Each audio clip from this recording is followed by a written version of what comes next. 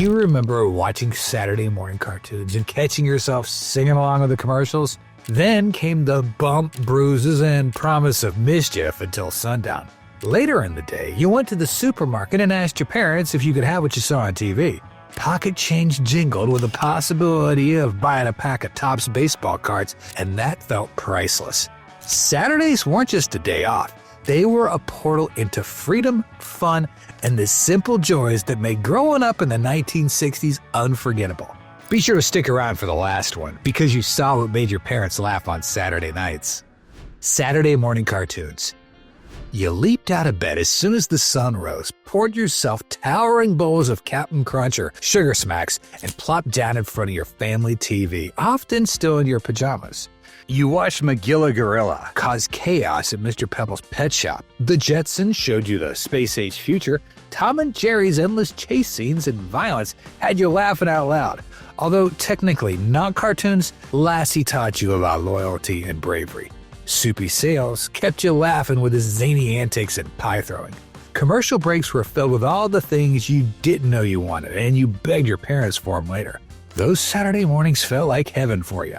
When the clock struck, the cartoons and fun ended, and it was time for lunch.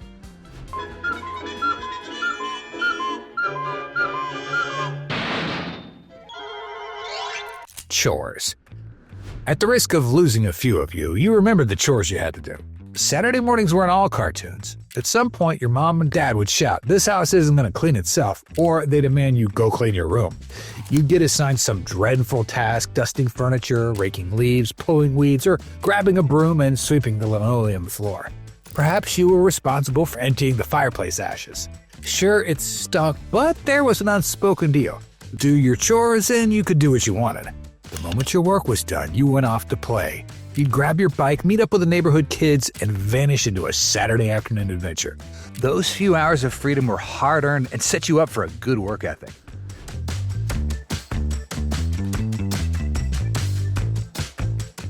Bicycles. Banana seat bicycles, especially the Schwinn Stingray, were the ultimate mode of getting around. With their long, curvy seats, high-rise handlebars, and vibrant colors, these bikes look like chopper motorcycles that made you feel like you were cruising in style long before the Easy Rider movie. Sometimes you get your friends together and ride your bike around the block. Nothing beats that wind in your hair and no parents in sight. What a thrill! These weren't just bikes to you. They made you feel free and unstoppable as you cruised through your neighborhood. Front hoop, gooseneck, crank arms, and I believe rear fender have all been re-chromed, but they are all original Schwinn. Lunchtime. If your dad was done messing under the hood of the car or washing it, he would announce to the whole family that you're going to lunch at A&W or McDonald's. It was a special family treat. You piled into your station wagon and headed to the drive-in where car hops, depending on where you were from, may or may not have had roller skates. At A&W, hamburger was just 15 cents. French fries and soda were each just as much. The server would bring whole frosty mugs of root beer right to your tray. At McDonald's, the whole family could eat for under $2. The famous all-American meal of a burger, fries, and a shake cost just 45 cents. Fried apple pies were a splurge for 20 cents. Of course, you're a kid and didn't care or know how much things cost. It's until you found out the shocking truth as an adult years later. Today, you can't even buy a soda drink for what you'd spend on a family of 4 back then. Hey, let's all go to A&W. Food's more fun at A&W. Five and dime stores. A trip to the Five and Dime store was where there was something for everyone.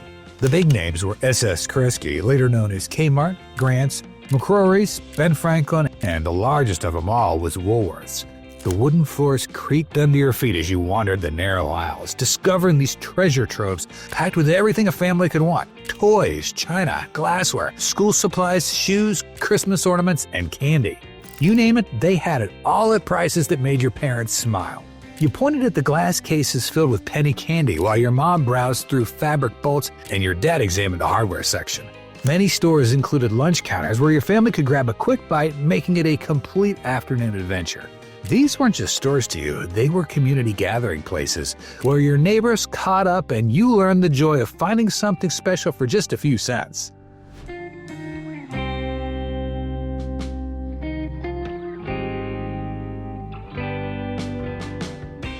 metal skates.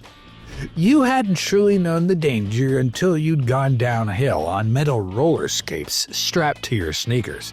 There was no such thing as protective gear such as helmets or elbow and knee pads. Back then, if you fell, you just dusted yourself off and kept going. These clunky contraptions never rolled smoothly and required a skate key to adjust the size and tighten the clamps so they'd stay on your feet. They never fastened quite right either, but since they were adjustable, you'd never outgrow them.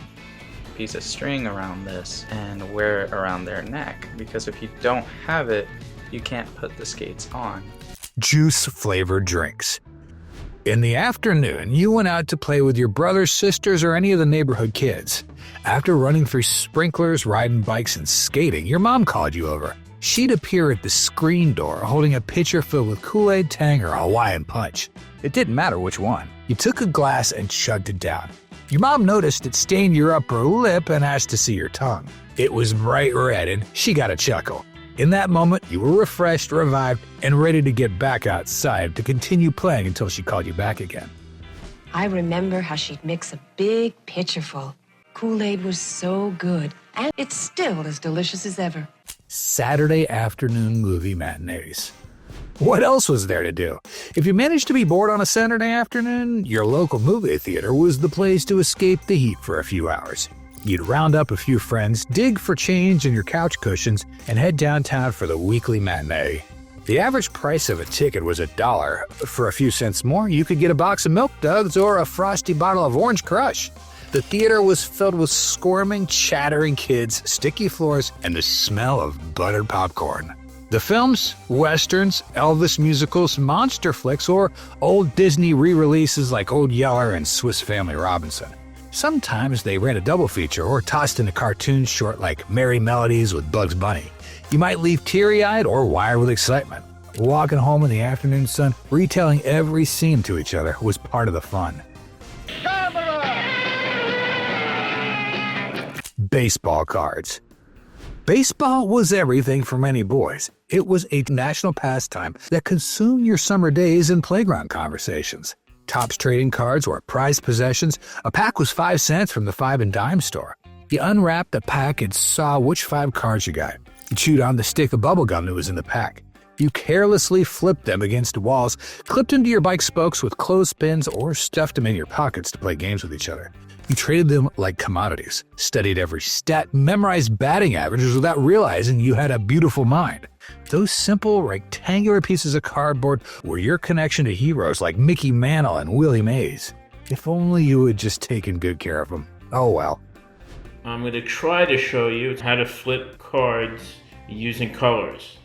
The Beatles. If you were a little boy in 1964, you might have seen the Beatles on the Ed Sullivan Show and had no clue what was going on.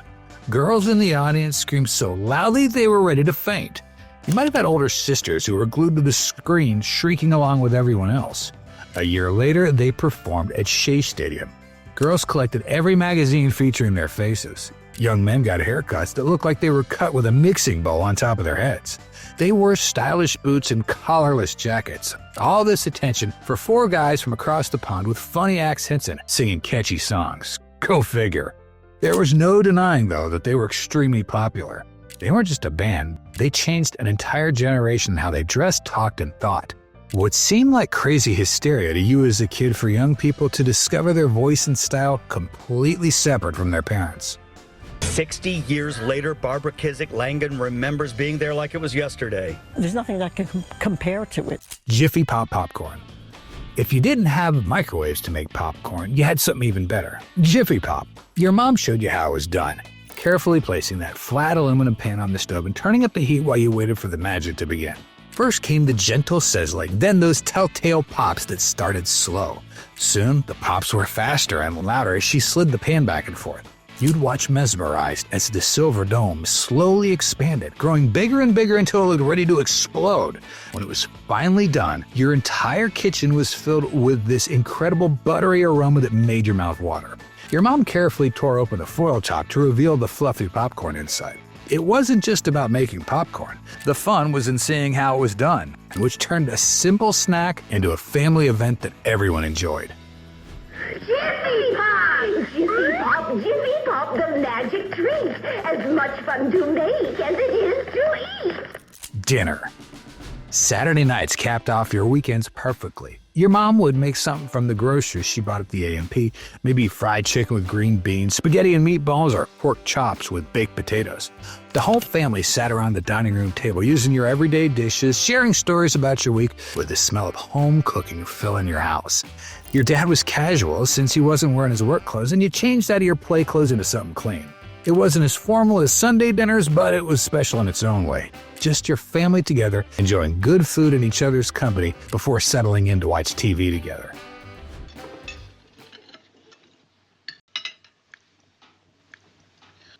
Meat! Jell-O Molds. After dinner, it was time for dessert. Are we having ice cream or pie? Your mom or aunt reached inside the fridge and walked her creation back over to the dinner table. These jiggly creations were both exciting and terrifying. Sure, it was Jell-O, which sounded awesome, but what was lurking beneath that colorful surface? Upon closer inspection, there were all kinds of surprises, including shredded carrots, marshmallows, nuts, tuna, and even olives. Eating the Jell-O was not a problem, but grown-ups insisted you take at least a few bites. But it was all just a scheme to get you to eat more vegetables. No. No. No.